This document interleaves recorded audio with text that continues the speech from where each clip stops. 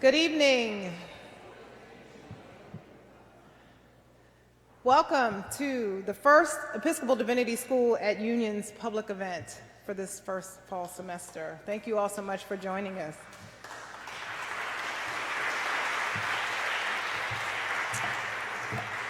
I am Robin Reese. I'm the Vice President of Communications and Marketing here at Union, and it is my pleasure to welcome you here and thank you for joining us for what is sure to be a thought-provoking discussion about Bryan Stevenson's wonderful book, Just Mercy.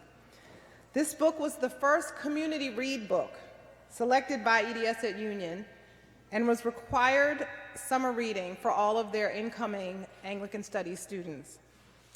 I will take a quick moment just to let you know that next spring, the community read book will be The Poisoned City, Flint's Water and the American Urban Tragedy, a book by Anna Clark. We will have a discussion with her in January and hope that you will come back and join us at that event. Now for tonight's discussion about Just Mercy. Just a little housekeeping. In your seats, you received a note card. We will be doing question and answer after this initial discussion. We ask that you write your questions on the note card, and after this initial discussion, we will come around and collect them, and we will try to get to as many questions as we can. For those of you who are joining us via live stream, we'd like you to join in the Q&A as well. You can tweet your questions to us at EDS at Union, at EDSAT Union, and we will try to get to those questions as well. Now that we have that out of the way, let me introduce our guest for tonight. Michelle Alexander is an acclaimed civil rights lawyer and advocate. She's the author of a book that many of you probably know, The New Jim Crow, Mass Incarceration in the Age of Colorblindness. She's a visiting professor here at Union and a newly named columnist for the New York Times. The Very Reverend Dr. Kelly Brown Douglas is the inaugural Dean and President of the Episcopal Divinity School at Union and a Professor of Theology. Dean Douglas also holds the position of Canon Theologian at the Washington National Cathedral. She's the author of several seminal books related to womanist and Black theology, including Stand Your Ground, Black Bodies and the Justice of God.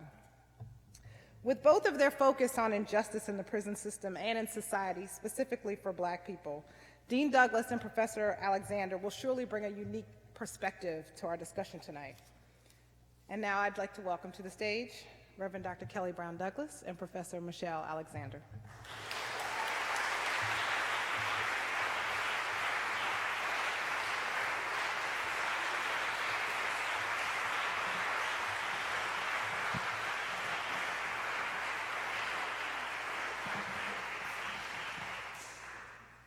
Good evening.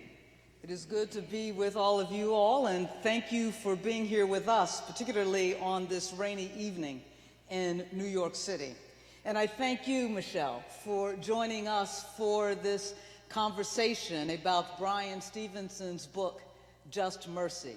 We are very excited to have had this as our first read for the semester as we began to look at our various calls to our various types of ministry. So I want to jump right in. And I want to ask you, when you first read this book, what was your first impression of it? Well, first, I want to thank you for having me, inviting me to join in this conversation. I was absolutely thrilled when I heard that this book had been selected. I am such a huge admirer of Bryan Stevenson. He has been a personal hero of mine for a long, long time. I still remember when I first met him as a young lawyer and was blown away by him then. And, you know, this book, when I read it, I was so deeply moved. I already knew Bryan, but there's a way in which his journey with the many, many people he has represented over the years really hammered home qualities and characters of being in this work that I think are so vitally important. I should probably kind of begin with a confession, which is, you know, when I went to law school, I was planning to be a public defender. I had had a professor, Barbara Babcock, who was the former head of the Washington, D.C. Public Defender Service, which is widely acknowledged as the best public defender service in the country. And I got an internship to work at the Public Defender Service, and I was so excited to have the opportunity to work at this revered institution that was training the best criminal defense lawyers in the country. I was assigned to work with an attorney named Blaise Supler, a white woman who was fiercely devoted to her clients. But within the first weeks of my working there, I was so overwhelmed by the amount, just the staggering amount of human suffering that we were dealing with on a daily basis, that I found it hard to sleep. I was depressed. I would get up every morning, come to work, and wonder, how am I possibly going to coach this person through their cross-examination or prepare this sentencing report, knowing full well that at the end of it, this person is likely going to be locked up for years or decades, and we will face a scene of tears and crying and family separation and devastation, and that we'll do this over and over again every day.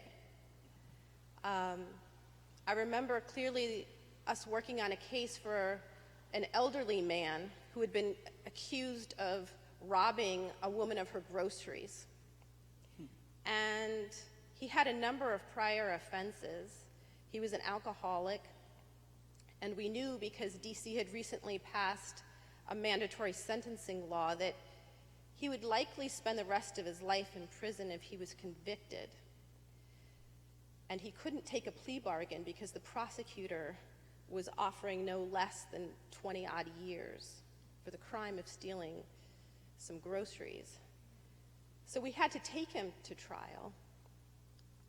And his grandchildren were in the room when he was sentenced, and the cries and the anguish as their grandpa was taken off to prison for the rest of his life because he couldn't afford some groceries.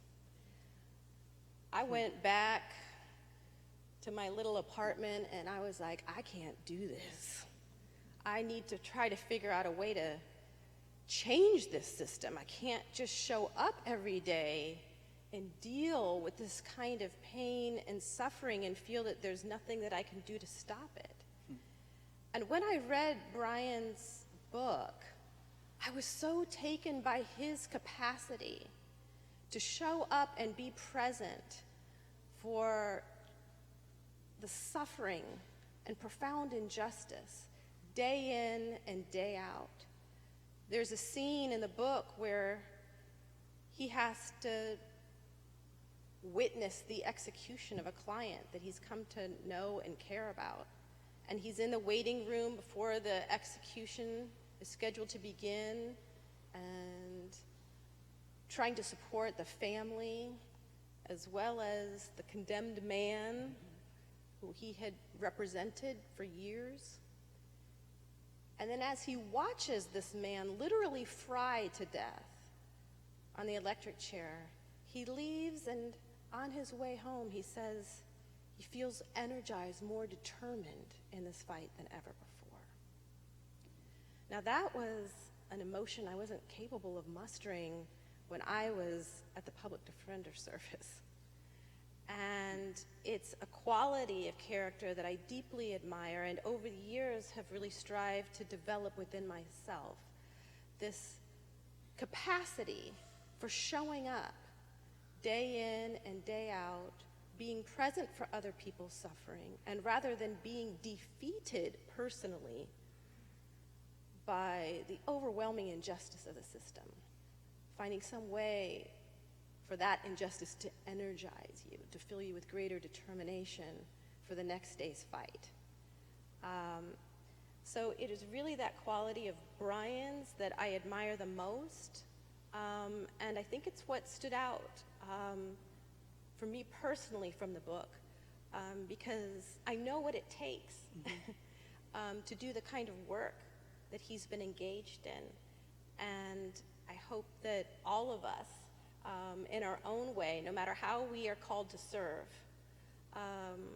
aspire to develop that capacity, to be present with one another's suffering, to stand up for those who have the boot on their neck, and to be willing to do it over and over again. Yeah, Michelle, as you talk about that, it reminds me of one thing that stood out for me in regard to Bryan Stevenson's book, and that is, in fact, just what you mentioned, that he put a face to these people whom we typically regard as numbers, right? When we think of those persons who have committed a crime, those persons whom, as he says, have been sentenced to death, be it a sentence to execution or a life sentence in prison, and particularly to young children, we don't think of them, we no longer think of them as human beings. They become criminals or felons or incarcerated people who deserve to be there. They become numbers. And what reading his book did for me was it caused me or helped me to think of those people as persons, as some mothers, I was reading it as a mother, as some mother's son or some mother's daughter who did not enter this world with the dream of ending up in prison. Yeah. They had other dreams, and somehow something happened in their life that deterred them from those dreams. Or they ended up, by no fault of their own, trapped in what I now come to know as the poverty to prison pipeline. And so the most powerful thing for me about Bryan's book was just that, the people whose lives he put a face on. Yeah, and I think he also managed to show how one arrest impacts not only that individual, but their families, the surrounding communities, to the concentric circles of harm that is caused by gross injustice. And very often, I think, when we talk about justice in this country, we imagine it as being about either an offender and a victim, or the state seeking justice against kind of a nameless, defendant on behalf of kind of a vague state, right? But in the way he told the story, it was possible to journey with him and those community members and family members and the people who had been wrongfully charged or unjustly imprisoned. And he also managed, I think, in his storytelling to show that even those who are guilty of horrific crimes are worthy of our care, compassion, and concern. The story he tells of the man who was a vet who had come home and had this outrageous plan to prove to a woman he was trying to woo that he could save her by planting a bomb on her porch that winds up killing a young child. And if you were to just read about this incident in the paper, divorced of any context, all you would know is someone planted a bomb that killed a child. What kind of human would do such a thing? And all of our punitive impulses would be tempted to be unleashed on that individual. But when you hear the full story of that man, what his intentions were, what the outcome was,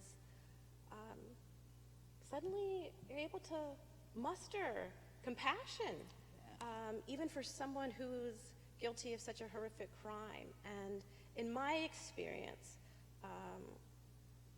find that whenever we hear the full story of someone who has done some horrible thing, it's possible to feel compassion and care and concern. It's only when we allow ourselves to be blind to some aspect of their humanity and their story that we imagine that they can be thrown away. Yeah, Bryan says that we recognize our own humanity and in the humanity of others when we recognize the common realities of being broken people. Mm-hmm. And so that we find each other in our brokenness. Mm-hmm. And so that when we hear the full stories of other peoples, we recognize the ways in which they have been broken. And in that, we should be able to recognize the ways in which we ourselves have been broken, and so that we can then relate to them as human beings, as opposed to criminals or people who committed a crime. Rather, these are people whose brokenness led them down a certain path. Michelle, there are two things that I want to come back to that you said. One, your mention of following Bryan's journey. And one of the things that reminds me of the other thing that struck me in this story, in this text, Just Mercy, is that it wasn't just the story of these persons who found themselves trapped in our criminal justice system, but it was also the story of Bryan Stevenson's own journey. And it turned out to be a faith journey. Because all along the way, as he tells these stories of these various peoples and of their families and of the way in which their families suffered and the community suffered, he learns from these people. And he learns about the capacity, which we'll return to later in this conversation, the capacity to hope. And he learns something about the nature of justice. And he learns something about the nature of mercy. And he says that we really don't come to understand the meaning of mercy until we come to understand what that means from the vantage point of brokenness and the most broken of people. And so it struck me, and perhaps is one of the reasons, and is the reason that we've used this book as the first read for our students this semester, is that even though Bryan Stevenson did not speak of the work he did as a ministry, it really was a ministry for him. Yes. You know, one of the scenes, or it wasn't even a scene, it was just almost a passing reference or comment that struck me was, you know, after Walter, after he won the release for Walter McMillan, Walter had engaged in logging and was trying to get himself back up on his feet, and he suffers a horrible logging accident that breaks his neck. And then in sort of just one sentence, Bryan mentions, so I invited him home to live with me. With no further comment. He was not in this work simply as a lawyer representing someone. He was more than happy to open his home to him when he became injured. And, you know, it is true that the book is about Bryan's journey, but there is a part of me that almost wishes we had learned even more about what it meant and what it took for him to be in this work in the way that he was day in and day out. For example, even just living in Montgomery, Alabama, where he's sued everybody over and over. You know, what it is. You know, because certainly, you know, for faith leaders, I know who kind of dare to take on the powers that be in the communities in which they live. They have to live and move and work and shop at the grocery store and go to the bank and interact with a whole community of people who may be enraged, who, you know, may despise the work that you're doing. And I would have loved to hear even more how he personally managed that in his own life, in part because I think it would be inspiring for those of us who haven't, had to work in those ways. Well, Michelle, you say that about yourself, that you haven't had to work in those ways, and you also say, returning to what your first comment and what impressed you about the book was that Bryan seemed to display a character or an aspect of himself in this work that you didn't, as you started out in the public defender's office, didn't have, and you felt overwhelmed by that work, and you couldn't have the kind of proximity, to use Bryan's word, to these people and their suffering and their pain that he had. Yet, you do have a certain proximity. No, I mean, I've certainly represented plenty of people who have been victims of police brutality and profiling and who have been harmed in many of the same ways that, that Bryan did. But I think it's clear from the story that Bryan was doing so in a particular context. I was doing it in Oakland, California, and in the San Francisco Bay Area, and Bryan was doing it in Montgomery, Alabama, and doing it at a time where he was receiving bomb threats. I've never received a bomb threat from my work.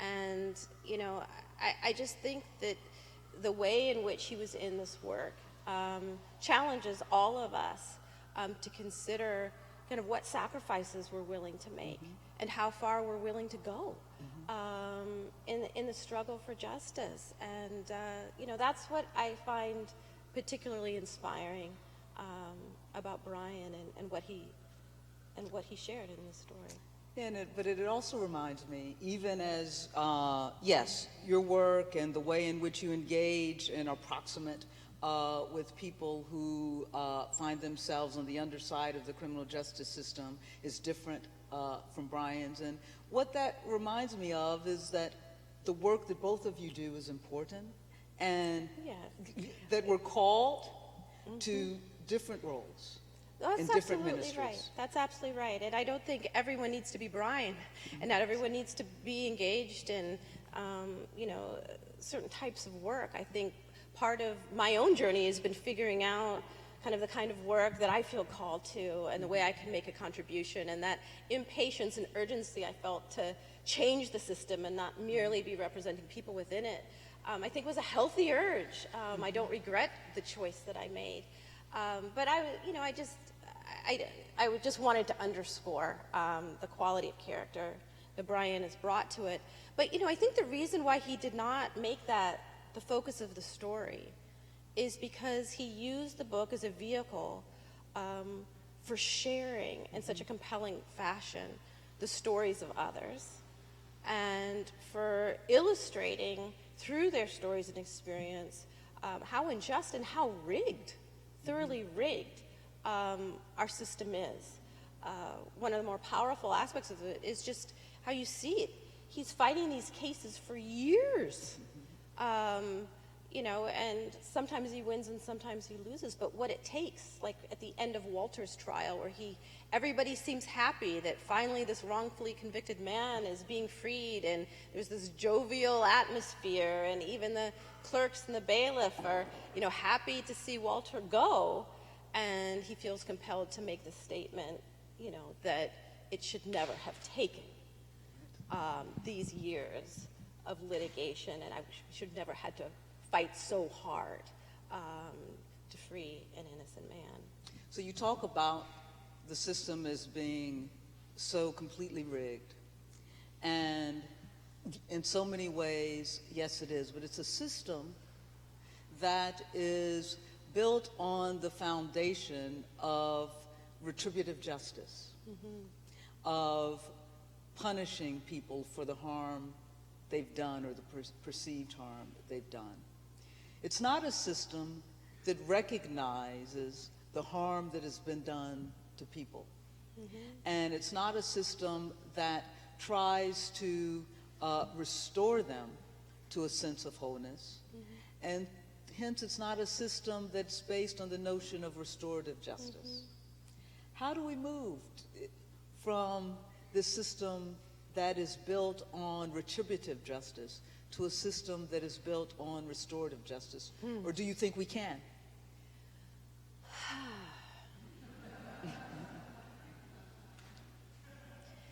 You know, again, I think our system of justice is so deeply rooted in our nation's racial history, but also it has, I think, deep roots in our capitalist system. We have a punitive orientation towards one another in our country that is all about kind of this survival of the fittest mentality. And we have a economy that isn't actually structured or designed to ensure the welfare of all. And so to say how do we move to a restorative system, I think that there's a tremendous amount that each one of us can do in our own communities to introduce practices of restorative justice, to introduce people to alternative ways of thinking about harm and responding to trauma, and the necessity of not criminalizing poverty, and to responding to drug addiction and drug abuse with treatment rather than prison cells and jail cells. There's so much that can be done within the context of our current political and economic system. But if we want to reimagine what justice looks like in our country, I think we're also going to have to reimagine kind of our basic relationship to one another. You know, Bryan makes reference in the book to Sweden as having kind of this radically different approach to criminal justice than we do in this country. And the same is true in countries like Norway, where, you know, many of their prisons don't even look like prisons. In fact, one of the most famous prisons in Norway, called Bastøy Prison, is on an island that's actually a nature preserve. And this place has no bars, there's no cells. This isn't a place for the non-violent, really good people who happen to have committed crimes. This is a place where people have committed murder, people who are drug traffickers, people are at Bastøy Prison. But Bastøy, the philosophy of Bastøy, as stated by kind of their own governor, which is the name for the warden there, is that if you treat people like animals, if you treat people like dirt, they will behave that way. If you want to teach people and inspire people to treat one another with care, compassion, and concern, they need to be treated with care, compassion, and concern. And so at Bastøy, people who are incarcerated there are given responsibility for tending farms and raising animals and learning cooperative economics and caring for one another while also receiving treatment and getting regular trips back home to spend time with their families. And this seems like an insane idea to anyone in the United States. Like, well, how is that punishment? How could we possibly treat people who are bad, who are wrong, who have done terrible things with so much care and concern? And I'm reminded by the fact that, you know, much of the opposition to things like college education programs and Pell Grants in prison often come from prison guards who themselves never had the opportunity to go to college, who say, why in the world should prisoners, you know, get an education or a college education when my own kids can't afford to go to college? Why should prisoners get drug treatment programs when my own family is struggling with opioid addiction and can't get access to treatment? Why should they have that kind of care shown to them when no one seems to care about us? But in socialist, or what we think of as socialist countries like Norway or Sweden, where there's universal health care and drug treatment on demand and quality education provided to all, and where people have easy access to very cheap college educations, this idea that we would be, that, you know, that people who are incarcerated might have access to the same doesn't inspire the same vicious, virulent response. People are more comfortable extending to others what they already feel they securely have themselves. And so I find it difficult to imagine that in this country,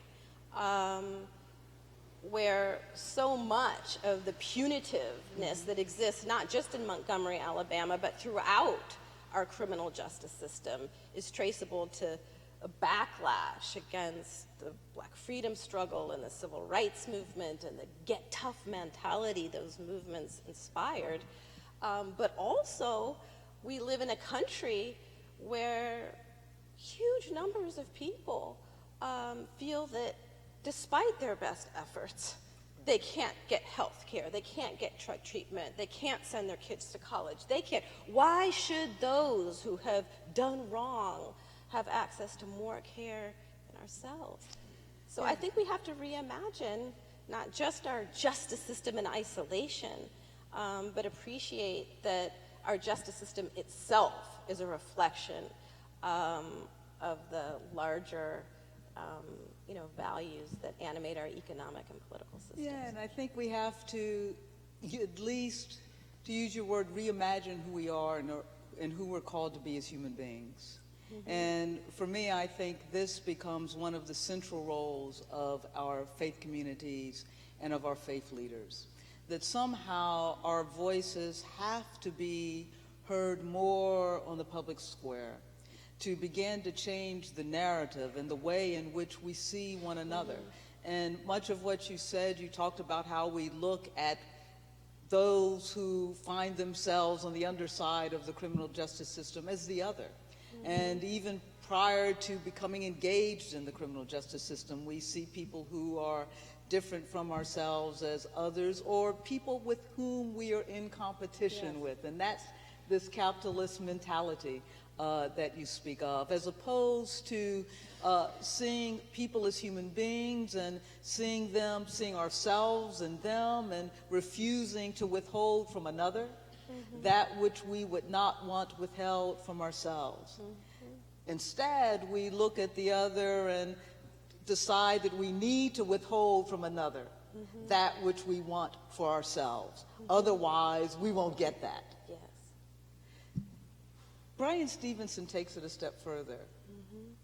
And he says that somehow we have become a nation that asks the question, does another person have the right to live?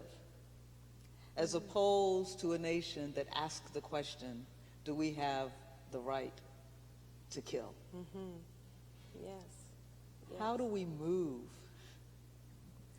from being a nation that thinks it has the right to kill, and thus a criminal justice system whose ultimate punishment is to put someone to death? Yes. Yeah, well, that is the question. And it's interesting because after reading Just Mercy, it's one of the questions I really wanted to ask Bryan, because you see how he individually has responded to the staggering injustice of the criminal justice system in the South and elsewhere. But clearly, the scale of change that is required is going to require, on the part of all of us, some willingness to engage not just in proximity with those who are being harmed, not just tending to those who are being wounded, but also some willingness to kind of stand up to the stone throwers and demand that we have a different kind of justice system, a different kind of political system, a different kind of economic system. I think the metaphor, the story of the kind of stone catchers is so powerful, right? That we have to be willing to catch those stones that are thrown at others. But we also have to muster the willingness and the courage and the fortitude to organize in a way where we disarm the stone throwers and kind of redesign our systems of justice and our political systems in a way that ensure that everyone has kind of not only their basic needs met, but that we honor the dignity and humanity of each and every one of us. Now, I think this is a particular challenge in the United States of America, not just because it is a nation born of slavery and genocide, but also because, much of the evidence exists that the punitive impulse within us as human beings is drawn out when we are confronted with anyone we view as the other. Research shows that the most punitive nations in the world are the most diverse. We want to think of diversity as our strength, but it's also our Achilles heel. The most punitive nations in the world are the most diverse, the most kind of compassionate, the ones that have the most lenient sentencing policies, as well as the nations that have the most generous kind of social welfare policies are the most homogeneous. There is something about kind of human nature that does tend to fear and suspect the other.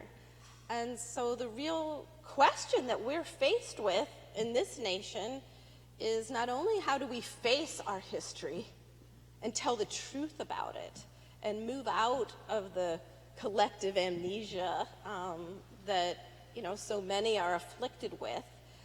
Not only how do we face it and tell the truth about it and heal from it, but how do we overcome this rather human impulse to be rather suspicious of the other, to be fearful of the other, and instead to do what so many of our faith traditions call us to do, which is to view the other as ourselves, to care as much for them as for ourselves. Or, in the words of Jesus, what you do unto the least of these, you do unto me, to be able to see the divinity in the other.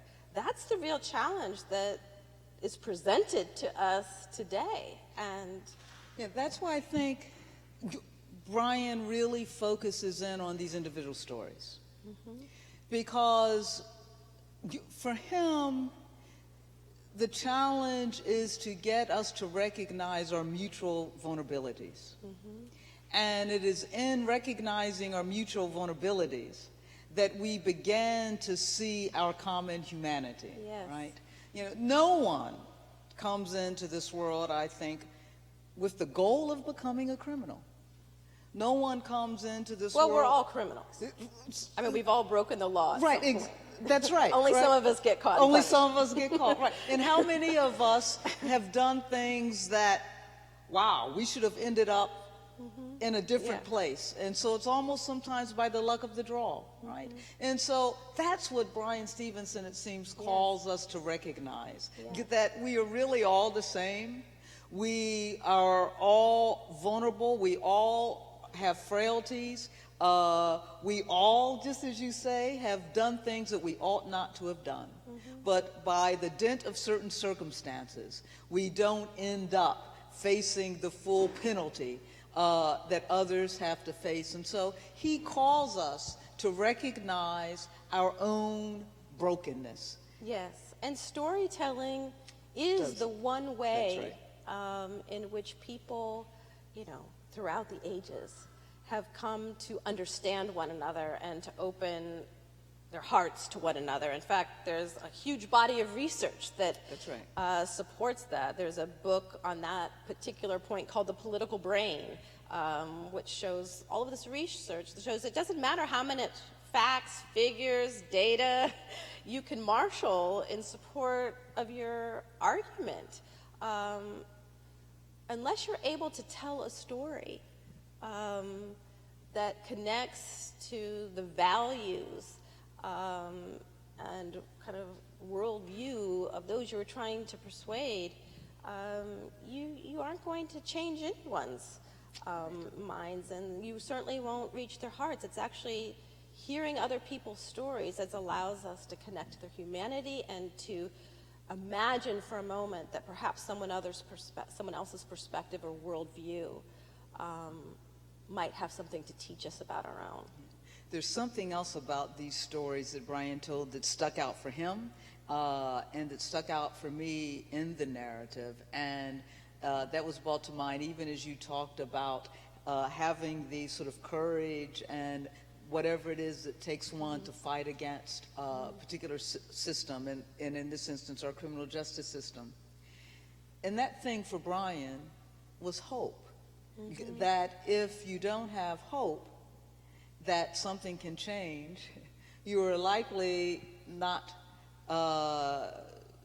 to engage in trying to change it. And what stuck out for him was that the most hope he found was amongst those who should be the most hopeless. Yes. And so in the family of Walter, for instance, and Miss Williams had still maintained so much hope, and Bryan found himself at one point saying, well, you know, he had to sort of be realistic because he didn't quite have the optimism that they had, that Walter would one day be free. Yes. So where does such hope come from, and do you have hope? And You know, I would things will actually, change? my experience is very similar to Bryan's in that respect. I have often found that the people that I've represented, the people I've worked with and organized with who have been most harmed and who have the least reason to be hopeful or optimistic often have far more hope than I do. And, you know, I think that there's a lot to be learned there. You know, I think part of it is, for me, I've come to realize that my hope isn't in the United States of America. My hope isn't in our government. Our hope isn't in, you know, that this country will necessarily be what it ought to be. But my hope is connected to the ancestors and the freedom fighters who have come before us, and my belief that that powerful revolutionary spirit will survive. You know, no empire lasts forever. And one day the American empire will no longer be. What comes next? And, you know, I think what we are birthing as we tend to each other's wounds, as we are witnesses for one another, as we struggle with one another, as we develop the capacity for greater care, compassion, and concern, as through our organizing work we develop more courage, more truth-telling, more honesty, we are building what will be amongst ourselves. We are creating a new consciousness that will outlast this empire. And so it's not that I'm hoping or waiting or wishing for some kind of apocalypse. No, it's my faith that, you know, the spirit that carried our ancestors through and that inspired all the freedom fighters who came before us, that spirit can carry us now, and that we can pass it on to the generations to come, and that, to borrow Maya Angelou's words, still like dust will rise. For a long while, though, I thought that in order to have hope, I need to believe that a particular kind of change was going to come within my lifetime. And I no longer believe that's what hope is about. And if we allow our aspirations to extend beyond our own lifetime, it's much easier, I think, to have hope. Yeah, it reminds me.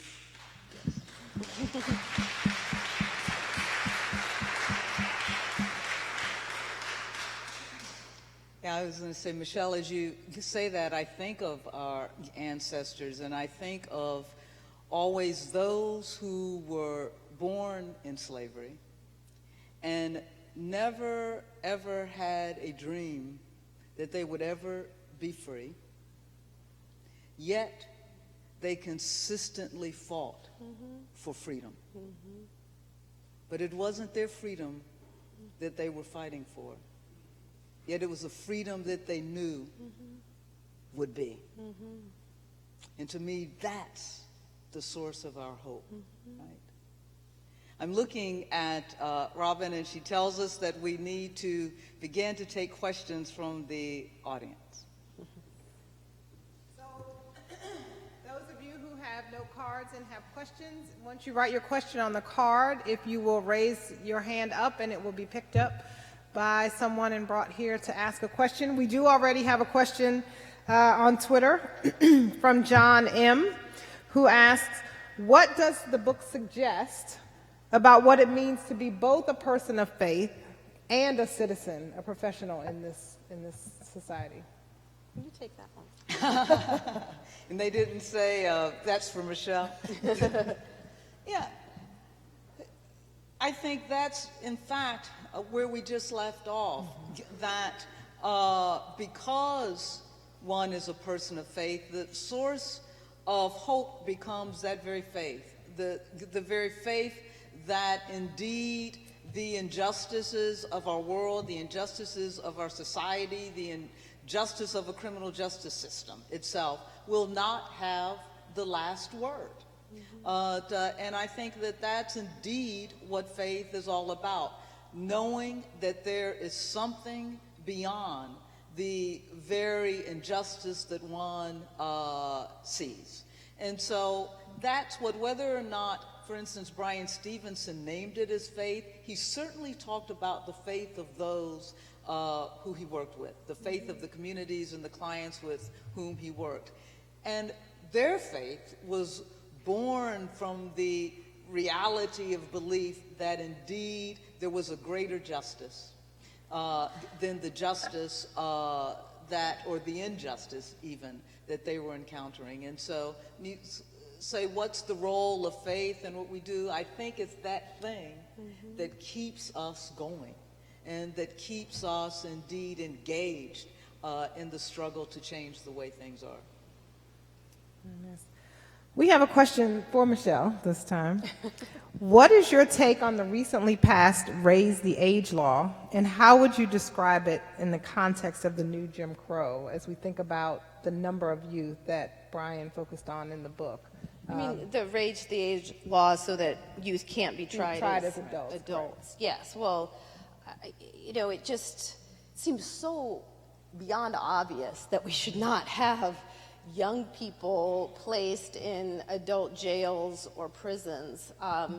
In fact, the first and only time that I was actually arrested in the course of a protest was when Proposition 21 was on the ballot in California that was, going to allow, and ultimately did allow, for large numbers of youth to be charged as adults and, placed in adult prisons. And as the story that, Bryan, to the heartbreaking story that Bryan tells in the book of, this boy who's placed in adult prison and is horrifically raped and abused and, in that facility in a way that, you think some adult ought to have been charged for the crime of putting a young person in that kind of situation. And so, clearly the Raise the Age kind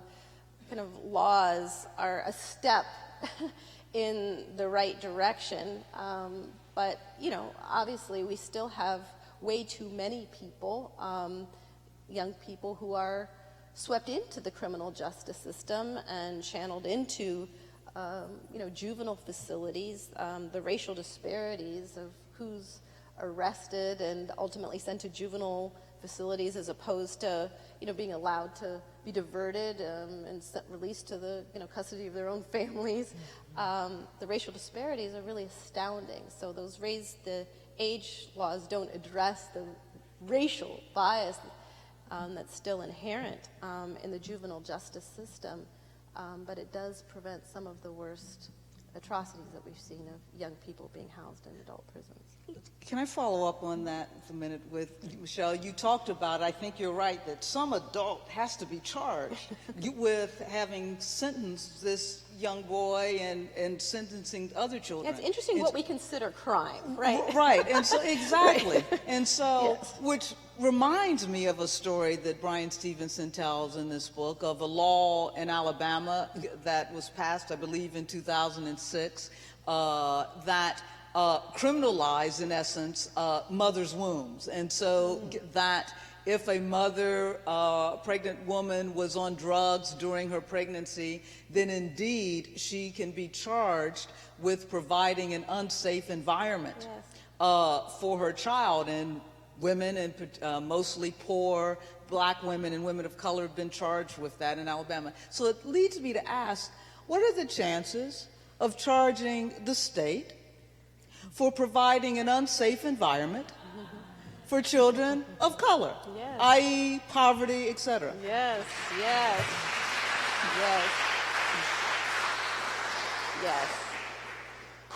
Yes, the chances are slim to none, but the point you make is a powerful one. You know, who the real criminals are. You know, what we choose to criminalize, and we criminalize poverty. And we criminalize suffering, and we criminalize addiction, and we do not criminalize hold brokenness, responsible right. those who quite intentionally and deliberately construct the conditions and systems that ensure those outcomes are achieved. So that's a good segue to our next question, which talks about what role can Christianity play today in propelling these very changes you're talking about forward in a political way?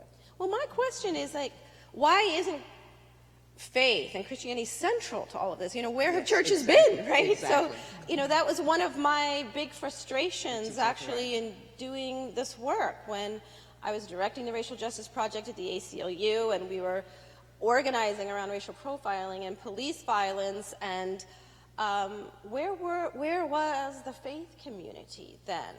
It was extraordinarily difficult to engage faith leaders in any meaningful way, and during that time it was partly because there was a black police chief, and there was, you know, concerns about what it would mean for his job and his role, and, you know, I worried that faith communities were much more interested. Christians were much more interested in their relationship, preserving their relationship with the powers that be, than in actually honoring the teachings of Jesus. And we don't need to go further than, you know, a handful of his core teachings in order to have all the theology we need for a courageous and robust, you know, defense of those who have been most harmed by this system. Yeah, I wish I could disagree with you in terms of what has been the relative silence and lack of engagement of the faith community and faith communities in regard in particular to these issues surrounding the criminal justice system. And yes, I think when we talk in particular about Christianity, the indictment of Christianity is even more poignant, because this is a religion whose central symbol is a crucified Jesus. And crucifixion is nothing less, right, than a, well, as James Cone, the late James Cone said most profoundly, is nothing less than a 21st century lynching. That Jesus was crucified, Yes. and that Jesus indeed allowed himself in many respects to be crucified. When they asked him to come down from the cross, he didn't. Indicates his utter, unconditional solidarity with those persons who have been relegated to crucifying realities. And that is nothing less than those persons who have been relegated to the kind of conditions that indeed trap them in what I consider a crucifying reality of the criminal justice system in the prison industrial complex. And so you are right. The faith community in general, faith communities in general, and the Christian community in particular has no excuse for not responding to this crisis within our country that is the prison industrial complex that disproportionately crucifies the most vulnerable in our society and those persons of color. Not to do so is a betrayal Yes. of our very faith. Yes. Yes. You know, and I think if we meditate on some of the kind of core teaching, let he who has not sinned cast the first stone. Just right there, full stop. What does that mean if we take that notion seriously in relationship to our system of justice? What you do unto the least of these, you do unto me. If we view each person as divine, Right. how can we justify the system that we have? There's so much room for Christianity, I think, to not just contribute, but to Take the help lead. lead the way. Take the lead. And yet, you know, that is happening in some places, and I think that ought to be acknowledged. But I would love to see a much more robust contribution. So you talk a little bit, both spoke a little bit about poverty and the role and the cycle of poverty and the role that it plays in our criminal justice system. This question says that in this city we have not seen much progress made for youth who are justice system involved. They continue to face severe injustices in terms of inadequate education and a lack of opportunity. How do we pass hope to these youth who are burdened by the cycle of poverty and find themselves in the criminal justice system? I think we pass on hope by showing up. Exactly. I think we pass on hope by showing up and modeling resilience and courage and a willingness to be there, you know, with them in their struggle, in their suffering. It's only when people are left alone and abandoned in their experience that I think that overwhelming sense of hopelessness begins to take hold.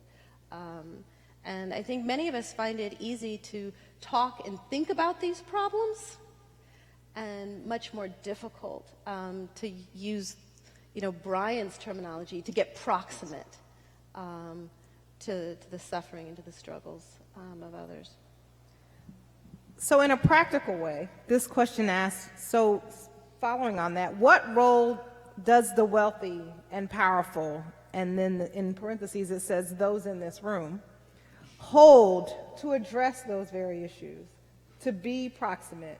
What concrete things can happen, particularly given the implications that wealth and power play in this extreme example of the poverty that is cycling through? What can the wealthy do? Well, they can give their money to people who are doing the work. Right. You know, They don't have to be that wealthy. Yes.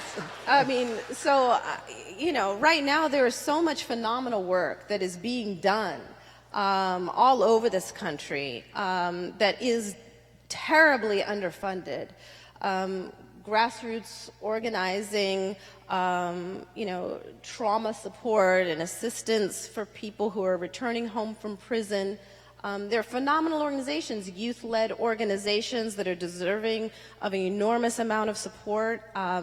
And so I think for people who have considerable wealth, and even those of us who don't, I think committing to giving as much as possible, you know, to those folks who are on the front lines of this work and who are providing support and are proximate, these organizations could benefit from a massive infusion of resources and support.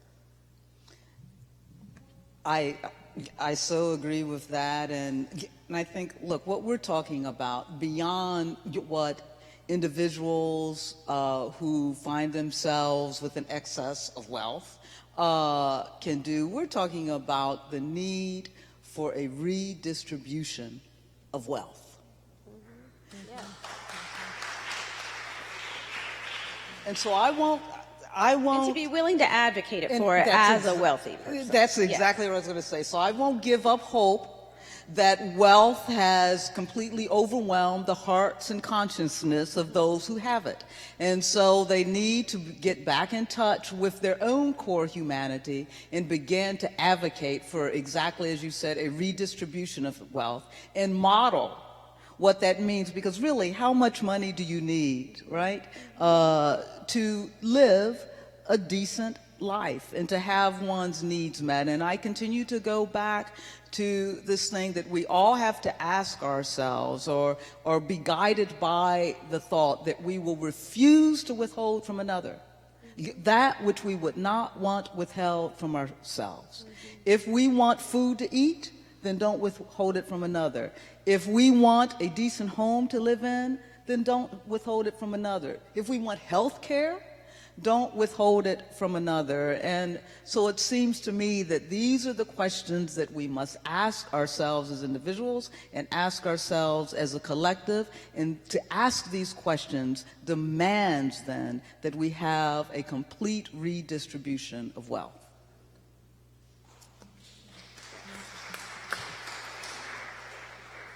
This question asks if you see storytelling as a tool for changing our hearts, and I think we all agree this story has done that. What is another story that is changing your heart these days? And what is a story that we need to hear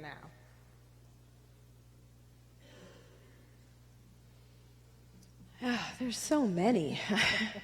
In this moment that we're in, I would say that all of the stories that we're hearing from the border as families are being torn apart and separated not only, opened my heart, but I think it's helped so many of us to see that these movements to end mass incarceration and movements to end mass deportation are really all about the same thing.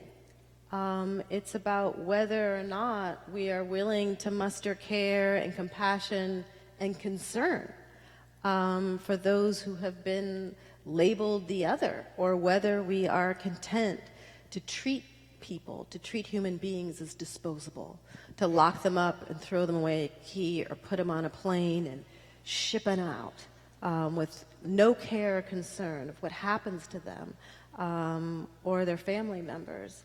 And indeed, I think the storytelling that has come out of, the escalation of deportations, in recent months is very much helped to galvanize the movement against mass incarceration and help people to see an injustice, forms of injustice that were quite prevalent during the Obama administration, right? So during the Obama administration, there was mass deportation going on.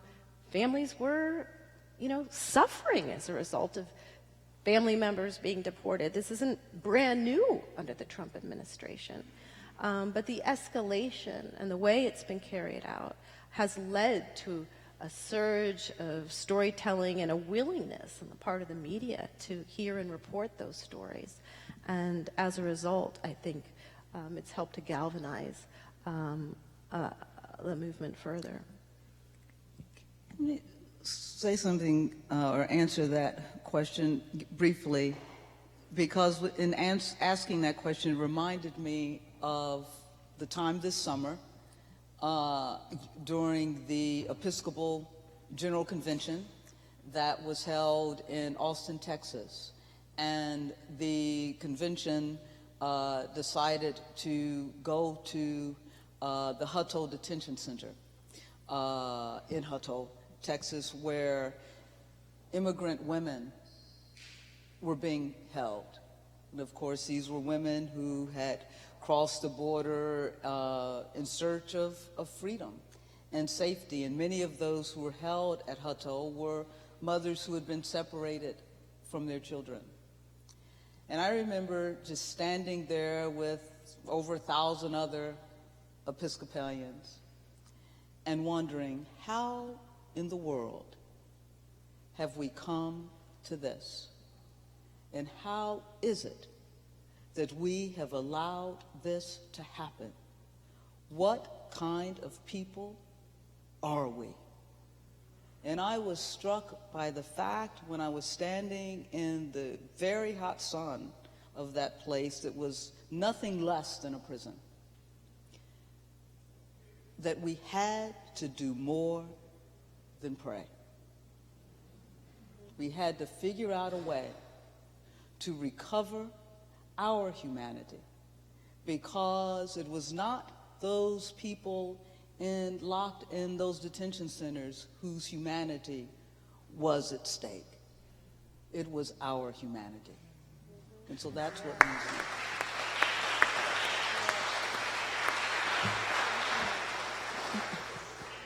So humanity is a great transition to this next question. In the book, there's the story of the racist, abusive prison guard who ends up buying the milkshake for the intellectually disabled prisoner. Does this give us any kind of window into how we can try to bridge some of the severe divisions we see in our politics and our society today? Yes, I actually think it's a great example of how, when we come to learn one another's stories, our capacity for care and concern increases exponentially. In that story, he came to learn the full story and realized he had so much more in common with this person who had been locked up than he would have ever imagined. And that sense of commonality, seeing that someone else had suffered in ways that he had himself, opened up the door to acknowledging and the humanity of the other. And so I think it's a perfect example of exactly how hearing one another's stories can make a profound difference. I had an experience several years ago when I was at Graterford Prison in Philadelphia and speaking to a group of people who were incarcerated there. And there were a number of prison guards who were present, partly to keep watch, but I also realized that some had come just because they were curious and wanted to listen in. And I was struck when I left that a few of them pulled me aside and said, what you're saying there about how people don't get a chance when they get out of prison, how people face all of these barriers, it's true. And what you're saying about people being here who really should have drug treatment but are being locked up instead. That's true.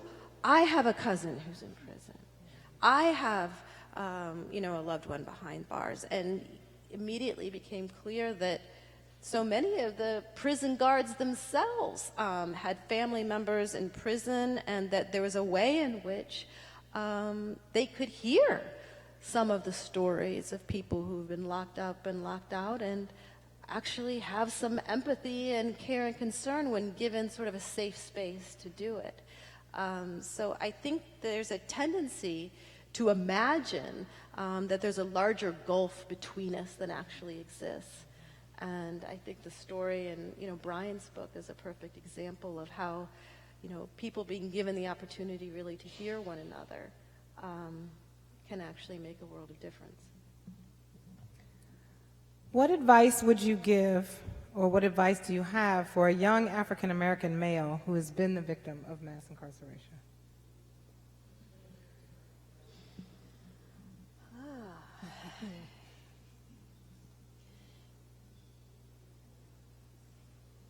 I would say to be strong, speak your truth, and act with courage in all aspects of your life. For someone who has been incarcerated and is facing a world that is often hostile, unwelcoming, unforgiving, and dealing with people who are likely to reduce you to the worst thing that you have ever done, an enormous amount of courage is required. And there will be many opportunities for you to show that you are not your label. But I would encourage you, even though it will often not be convenient and where you may often feel fearful, to do what you can to speak your truth about your experience and to join with others who have been through similar experiences, so that you are not on this journey alone. There are some wonderful organizations here in New York and elsewhere where formerly incarcerated or formerly convicted people provide support to one another and are engaged in really just awe-inspiring acts of organizing and movement building and mutual aid and support. No one should have to make the journey alone, and you, whoever you are, who have had this experience, can be a gift to the movement, a gift to your family and to your community as well.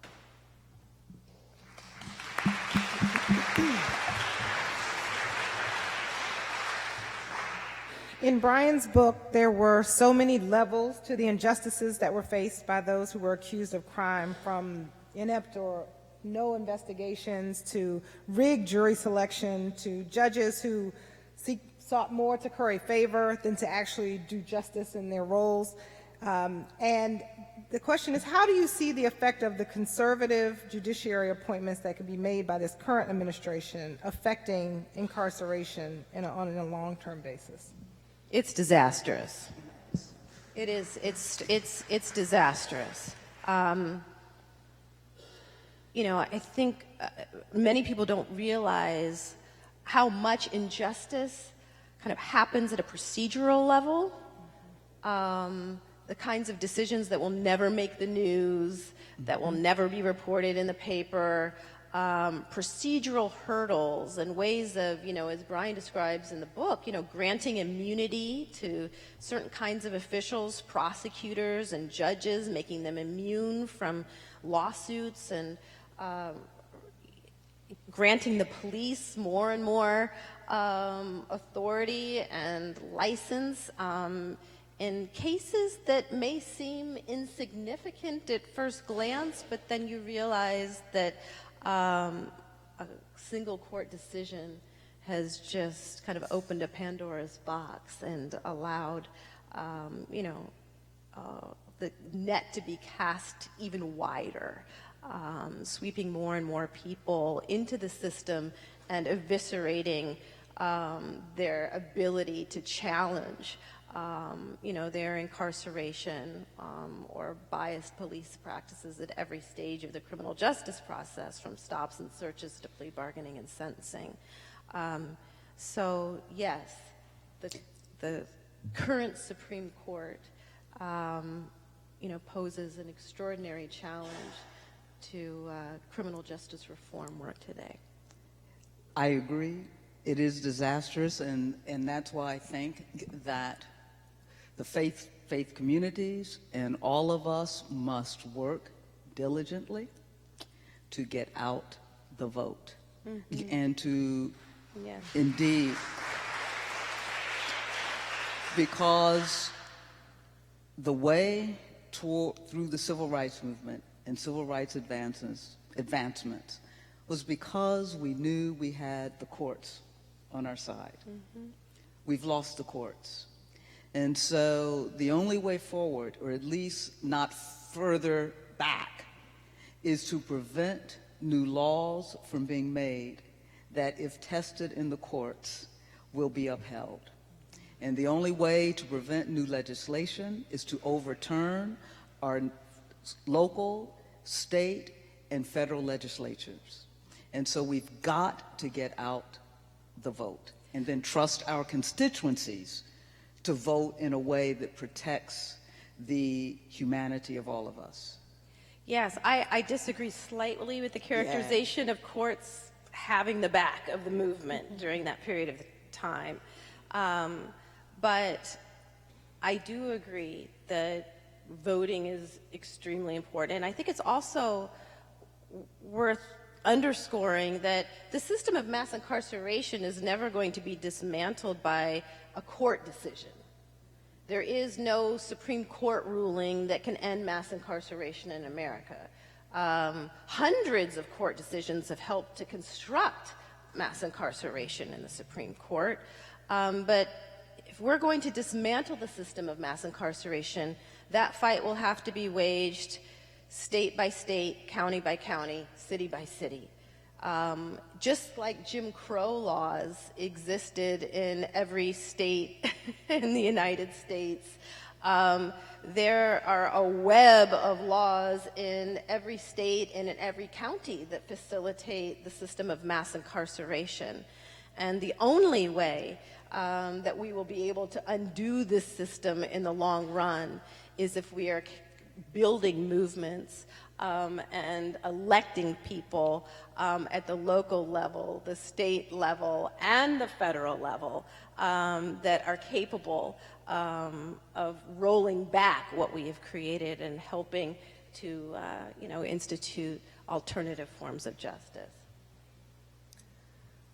This is an interesting question. You talk about violent crime and mass incarceration, and it asks, how do we think about that in the context of violent crime and have a conversation about human dignity next to a conversation about public safety? How do we have them all together? Well, they're all interrelated. There's this illusion that the system of mass incarceration has made us safer. It has not.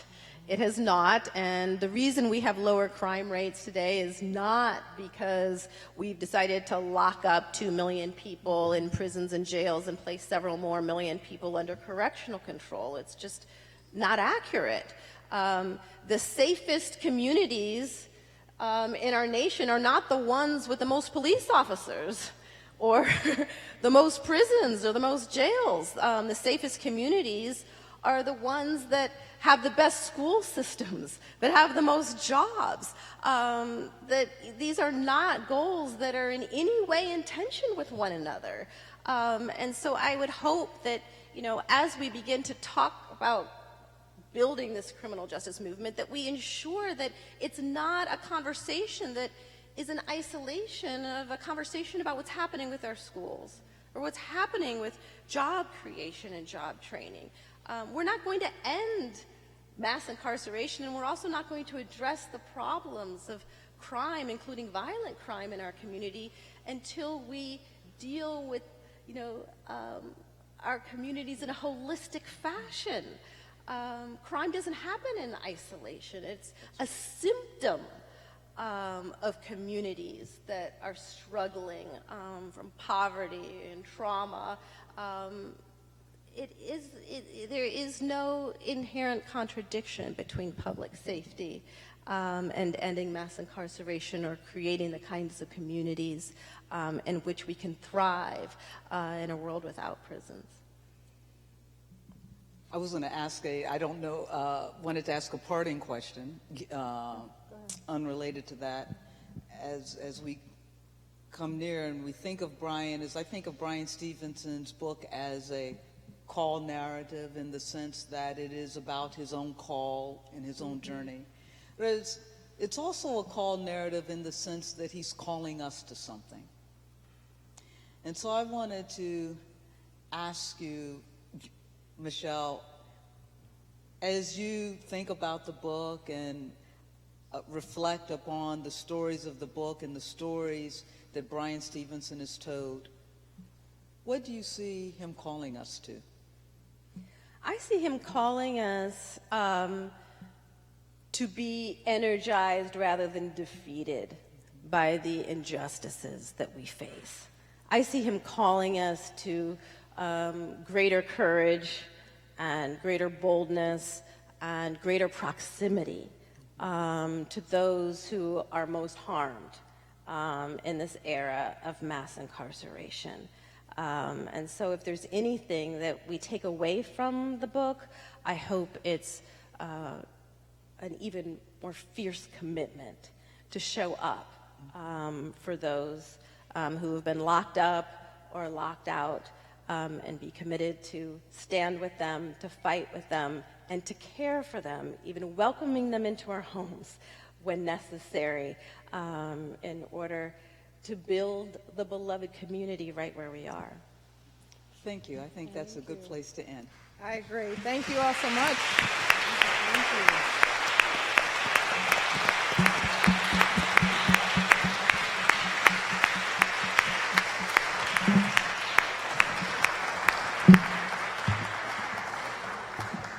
Thank you all again for joining us for that great conversation. Thank you for your questions.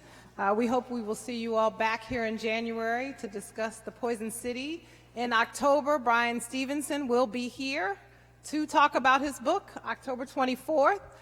We will have it posted on our website within the next couple of weeks. You can RSVP, and we hope that some of you will come back. Thank you so much. Have a good night.